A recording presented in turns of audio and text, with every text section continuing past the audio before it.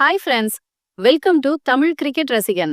இன்னைக்கு நாம பார்க்க போறது சென்னை சூப்பர் கிங்ஸ் பேட்டிங் பயிற்சியாளர் மைக் ஹசி நேத்து நடந்த சிஎஸ்கே மற்றும் கொல்கத்தா நைட் ரைடர்ஸ் போட்டிக்கு பிறகு என்ன சொன்னாருன்னு தான்.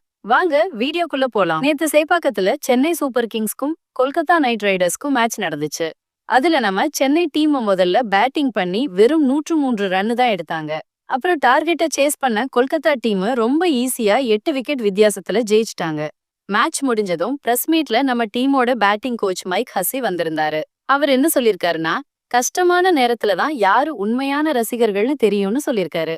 ஹசி பேசும்போது, எங்க சீனியர் பிளேயர்ஸ் கிட்ட இன்னும் நல்லா கிரிக்கெட் ஆடுற திறமை இருக்குன்னு நாங்க நம்புறோம். ரஹானே, வாட்சன் மாதிரியான நிறைய பேரு சென்னைக்காக முன்னாடி நல்லா விளையாடி இருக்காங்க. இனிமே தொடர்ல அடுத்த ஸ்டேஜுக்கு பிளே ஆஃப் போக முடியாதுன்னா டீம்ஸ் புது யங் பிளேயர்ஸுக்கு சான்ஸ் கொடுப்பாங்க.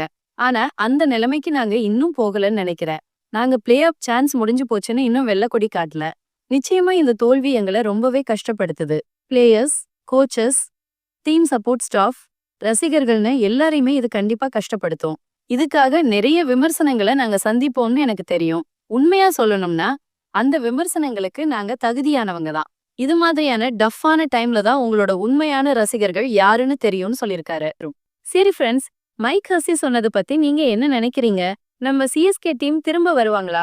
இல்ல இந்த தோல்வி உங்களை ரொம்ப அப்செட் பண்ணிருச்சா? உங்க கருத்துக்களை கமெண்ட்ல சொல்லுங்க.